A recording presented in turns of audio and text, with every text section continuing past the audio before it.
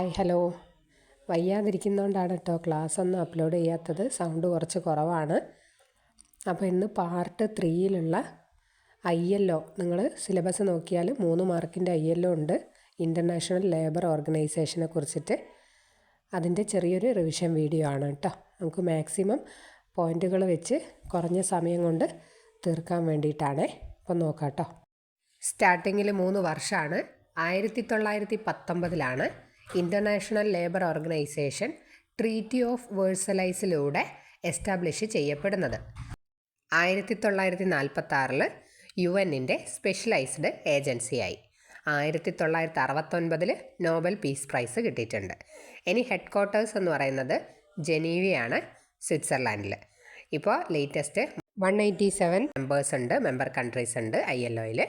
പിന്നെ ലേറ്റസ്റ്റ് ആയിട്ടുള്ള director general എന്ന് പറയുന്നത് ഗിൽബർട്ട് F. ഹോങ്ബോ ആണ് കേട്ടോ. അടുത്തതായിട്ട് ILOൻ്റെ ഒരു ഘടനയാണ്, ഒരു സ്ട്രക്ചർ എങ്ങനെയാണെന്ന് വെച്ചാൽ 3 ബോഡീസ് ഉണ്ട്.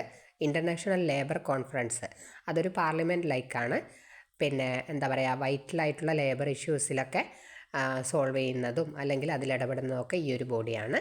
അടുത്തത് ഗവേണിംഗ് ബോഡിയാണ്, എക്സിക്യൂട്ടീവ് ടൈപ്പ്. അത് പോളിസി ഫോർമേഷൻ, ഡിസിഷൻ, പിന്നെ ബഡ്ജറ്റ് അഡോപ്റ്റ് ചെയ്യുന്നത്, ഡയറക്ടർ ജനറലിനെ എലക്ട് ചെയ്യുന്നതുമൊക്കെ ഈ ഒരു ബോഡിയാണ്.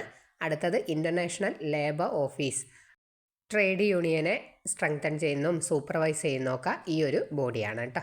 അപ്പോൾ ഒരു സ്ട്രക്ചർ എന്ന് പറയുന്നത് 3 ബോഡീസ് ഇതിനുണ്ട് എന്നുള്ളത് ഓർത്ത് വെക്കുക. International labour conference, the governing body and the international Labour office. ഇനി അടുത്തത് ട്രൈപാർട്ടൈറ്റ് റൂൾ അല്ലെങ്കിൽ ഒരു സിസ്റ്റം. അത് ഇതിൻ്റെ ഒരു ILOയുടെ ഒരു സ്പെഷ്യാലിറ്റിയാണ്. എന്തായത്, 3 പേര് ചേർന്ന് ലേബർ ഡിസിഷൻ എടുക്കുന്ന ഒരു സംവിധാനം. ഈ 3 പേരുടെ റെപ്രസെൻറ്റേറ്റീവ്സ് ആരൊക്കെയാണ്? ഗവൺമെൻറ്റിൻ്റെതുണ്ട്, വർക്കേഴ്സിൻ്റെതുണ്ട്, എംപ്ലോയേഴ്സിൻ്റെ ഉണ്ട് അല്ലേ. അപ്പോൾ ഒരു ലേബർ പോളിസീസോ അല്ലെങ്കിൽ ഒരു കൺവെൻഷൻസ്, നിയമങ്ങളോ അല്ലെങ്കിൽ ഒരു ഡിസിഷനോ എടുക്കണമെന്നുണ്ടെങ്കിൽ ഇവരുടെ 3 ഭാഗത്തു നിന്നുള്ള റെപ്രസെൻറ്റേറ്റീവ്സ് ചേർന്നാണ് എന്തെടുക്കുന്നത്, ഡിസിഷൻസൊക്കെ എടുക്കുന്നത്. ഒരു ലേബർ ലോ ഉണ്ടാക്കുകയാണെങ്കിൽ ഗവൺമെൻറ് എന്ത് ചെയ്യും? Government representative, government law implement ചെയ്യും. വർക്കേഴ്സ് അവരുടെ റൈറ്റ്സും ബെനിഫിറ്റും ഒക്കെ ആവശ്യപ്പെടില്ലേ. പിന്നെ എംപ്ലോയേഴ്സ് കോസ്റ്റ് ആൻഡ് ഫീസിബിലിറ്റി ആയിരിക്കില്ലേ നോക്കുക. അപ്പോൾ അങ്ങനെ പോകുന്ന സമയത്ത് 3 പേരുടെയും കൂട്ടായൊരു പ്രവർത്തനത്തിലൂടെ നമുക്ക് കൺവെൻഷൻസ് ഉണ്ടാക്കാം, ഡിസിഷൻ മേക്കിംഗ് ചെയ്യാം. അതിനു വേണ്ടിയാണ് ഇങ്ങനെയൊരു സിസ്റ്റം ഇവർ ഫോളോ ചെയ്യുന്നത്. എല്ലാവർക്കും ഇതിൽ റെപ്രസെൻറ്റേഷൻ ഉണ്ട് അല്ലേ. അപ്പോൾ കോൺഫ്ലിക്റ്റ് കുറയും. അപ്പോൾ നിങ്ങൾ കണ്ടോ, 2 ഗവൺമെൻറ് റെപ്രസെൻറ്റേറ്റീവ്സിന് കാണിക്കുന്നുണ്ട്. അതെന്തുകൊണ്ടാണ്?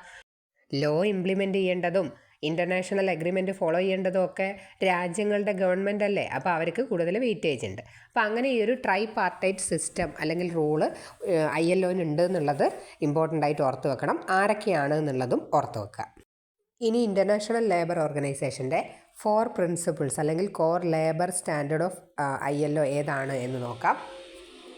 Freedom of association and collective bargaining, elimination of forced labour, abolition of child labour, elimination of discrimination. ഒന്നുമില്ല, ചൈൽഡ് ലേബറും ഡിസ്ക്രിമിനേഷനും ഫോഴ്സ്ഡ് ലേബറും ഒഴിവാക്കുക. പിന്നെ അസോസിയേഷനും കളക്റ്റീവ് ബാർഗനിങ്ങിനുള്ള ഫ്രീഡം കൊടുക്കുക. ഈ 4 എന്താണ് പ്രിൻസിപ്പിൾ അല്ലെങ്കിൽ സ്റ്റാൻഡേർഡ് ഓഫ് ILO ഒന്ന് ഓർത്ത് വെക്കുക. അടുത്തത് 8 ഇമ്പോർട്ടൻ്റ് ആയിട്ടുള്ള കൺവെൻഷൻസ് ആണ്.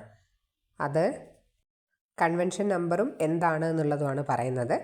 കൺവെൻഷൻ 87 പറയുന്നത് പ്രൊട്ടക്ഷൻ ഓഫ് റൈറ്റ് ടു ഓർഗനൈസും അസോസിയേഷനുമാണ്.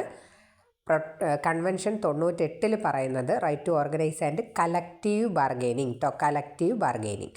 കൺവെൻഷൻ 29 പറയുന്നത് ഫോഴ്സ്ഡ് ലേബറിനെ കുറിച്ചുള്ള ഒരു കൺവെൻഷനാണ്. കൺവെൻഷൻ 105 അബോളിഷൻ ഓഫ് ഫോഴ്സ്ഡ് ലേബറാണ്. കൺവെൻഷൻ 138 മിനിമം ഏജ് ഫിക്സ് ചെയ്തു, അതായത് ചൈൽഡ് ലേബറിൻ്റെയാണ് അതിൽ പറയുന്നത്. Convention 182 worst form of child labour. Convention 100 equal remuneration. 111 discrimination in employment and occupation. അപ്പോൾ ഇതാണ് 8 കോർ കൺവെൻഷൻസ് എന്ന് പറയുന്നത് കേട്ടോ.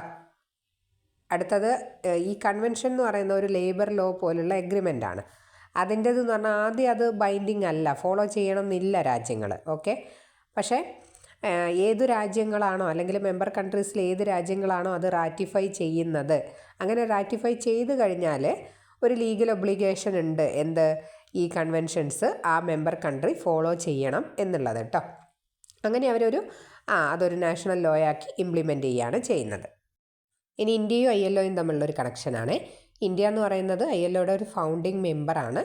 1922 മുതൽ ഗവേണിംഗ് ബോഡിയുടെ പെർമനൻറ്റ് മെമ്പർ കൂടിയാണ്.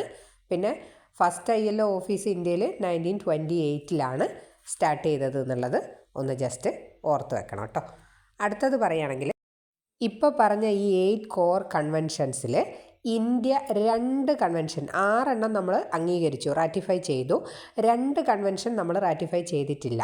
ഫ്രീഡം ഓഫ് അസോസിയേഷൻ അല്ലെങ്കിൽ ഓർഗനൈസ് എന്ന് പറഞ്ഞിട്ടുള്ള 87 കൺവെൻഷനും കളക്റ്റീവ് ബാർഗൈനിങ് എന്ന് പറഞ്ഞിട്ടുള്ള 98 കൺവെൻഷനുമാണ് നമ്മൾ അംഗീകരിക്കാത്തത്. നമ്മളിവിടെ നമ്മുടെ ഡൊമസ്റ്റിക് റൂൾസ് അല്ലെങ്കിൽ സർവീസ് റൂൾ ഇതൊന്നും അലോ ചെയ്യാത്തതുകൊണ്ടാണ് നമ്മളത് റാറ്റിഫൈ ചെയ്യാത്തത്. നമുക്ക് യൂണിയൻ റൈറ്റ്സും സ്ട്രൈക്ക് റൈറ്റ്സും ഒക്കെ ഉണ്ട്. അപ്പോൾ 2 കൺവെൻഷൻസ് ഇന്ത്യ റാറ്റിഫൈ ചെയ്യാത്തത് ഏതാണ് എന്നുള്ളത് ഓർത്ത് വെക്കണം. അടുത്തത് ILOയുടെ ഒരു ഡീസൻറ്റ് വർക്ക് അജണ്ട. അതെന്താണെന്ന് വെച്ചാൽ ഒരു ഗ്ലോബൽ ഫ്രെയിം വർക്കാണ് എന്ന് ഓർത്ത് വെക്കുക. ILOയുടെ അതെന്താ ചെയ്യുന്നത്? പ്രൊഡക്റ്റീവ് വർക്കിനെയും ഫെയർ ഇൻകത്തിനെയും വർക്ക് പ്ലേസിലുള്ള സെക്യൂരിറ്റീസിനെയും ഒക്കെ പ്രൊമോട്ട് ചെയ്യുന്ന ഒരു അജണ്ടയാണ് ILOയുടെ എന്നുള്ളതും ഒന്ന് ഓർത്ത് വെക്കുക കേട്ടോ. അപ്പോൾ ഡീസൻറ്റ് വർക്ക് പ്രൊമോട്ട് ചെയ്യുന്ന അജണ്ട ഏതാണെന്ന് വെച്ചാൽ ഡീസൻറ്റ് വർക്ക് അജണ്ടയാണ് എന്നുള്ളത് ഓർത്ത് വെക്കുക. അടുത്തത് ILOയുടെ ഒരു ഡിക്ലറേഷനാണ്. 1998 fundamental principle and right at work എന്ന് പറഞ്ഞിട്ടുള്ള ILOയുടെ ഒരു ഡിക്ലറേഷൻ. അത് ഇയർ ഒന്ന് ഓർത്ത് വെക്കുക കേട്ടോ. ഇതൊരു കീ കമ്മിറ്റ്മെൻ്റാണ് മെമ്പർ സ്റ്റേറ്റ്സിനുള്ള. എന്തിനെക്കുറിച്ച്? Labour standard, core labour standard. അത് അവർ റാറ്റിഫൈ ചെയ്തിട്ടില്ലെങ്കിലും അവരെന്ത് ചെയ്യണം? അവർക്കൊരു കമ്മിറ്റ്മെൻ്റ് ഉണ്ട് എന്നുള്ളതാണ് ഈ ഒരു ഡിക്ലറേഷനിലൂടെ പറഞ്ഞു വെച്ചിട്ടുള്ളത് കേട്ടോ.